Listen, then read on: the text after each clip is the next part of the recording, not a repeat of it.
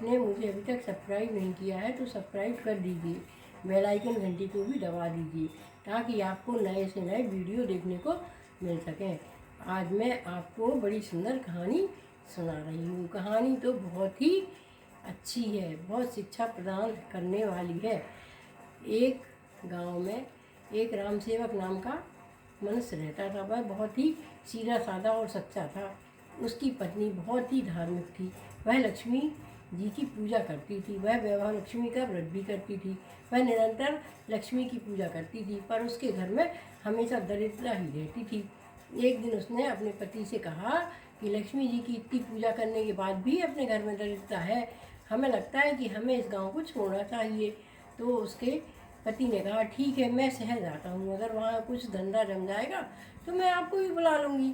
उसने कहा, ठीक है, हो सकता है वहाँ ही लक्ष्मी जी की कृपा हो जाए। और वह शहर चला गया राम सेवक। रास्ते में के लिए उसकी पत्नी ने 2 रोटी और थोड़ी सी चटनी उसको बांध कर दे दी और कहा कि जहाँ कहीं पानी हो, जल हो, वहाँ खा लेना, क्योंकि रास्ता बहुत दूर है। उसने कहा, ठीक है। अब वह जा रहा था। रास्ते में उसको एक जगह नदी दिखी। वह नदी के किनारे जाने लगा, तभी उसको कुछ सोने सी चमकती चीज दिखी। उसने उठाई। उसने कहा, अरे ये तो सोने का सिक्का है।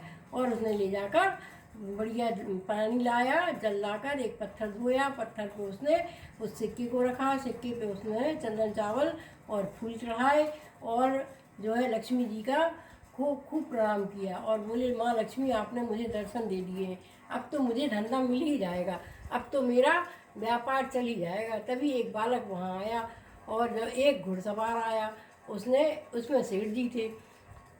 तो सेठ जी भी वहाँ रुके। उनका बालक प्यासा था। उसने कहा, भैया इसको पानी पिला लो। उन्होंने कहा, ठीक है।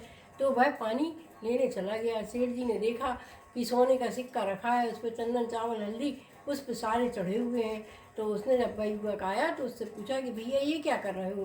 बोले, कुछ नहीं, मुझे माँ वैभव लक्ष्मी मैया ने दर्शन दे दिए हैं, अब मैं इनकी पूजा कर रहा हूँ और इनकी पूजा कर कर मैं जब शहर जाऊँगा तो मुझे बहुत अच्छा कारोबार मिल जाएगा।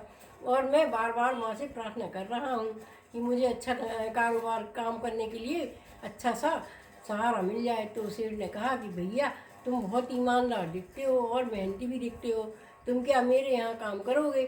उसने कहा, हम ज़रूर करेंगे। उसने कहा, भैया हमारे यहाँ हीरे जवाहरात का काम होता है, तो तुम्हें हीरे जवाहरातों को तैयार करना पड़ेगा और गिनती भी करना पड़ेगी। उसने कहा, आप जो भी कहेंगे सेठ जी वो मैं करने के लिए तैयार हूँ। मैं तो काम के लिए ही शहर जा रहा हूँ।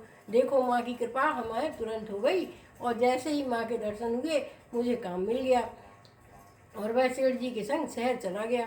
शहर जाकर वह वहाँ पर कारोबार करने लगा। कुछ दिनों बाद वह अपनी पत्नी को भी लाया। तभी उसने पत्नी को बताया कि देखो यहाँ पर मुझे माँ के दर्शन हुए थे। उसने सिक्का उठाया नहीं था, लेकिन जब वह पत्नी के संग आया तो वहाँ पर सिक्का तो नहीं था, पर कुछ मुरझाए हुए फूल और वहाँ पर थोड़े से चंदन चावल डले हुए थे।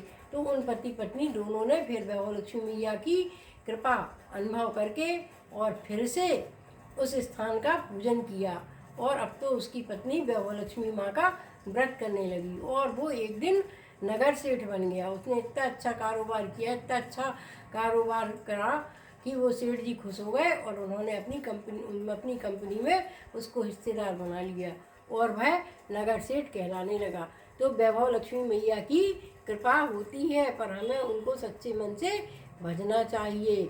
हमें इस कहानी से यही शिक्षा मिलती है कि हमें जिस भी देवता की पूजा करें सच्चे मन से करना चाहिए और ईमानदारी से करना चाहिए। धन्यवाद।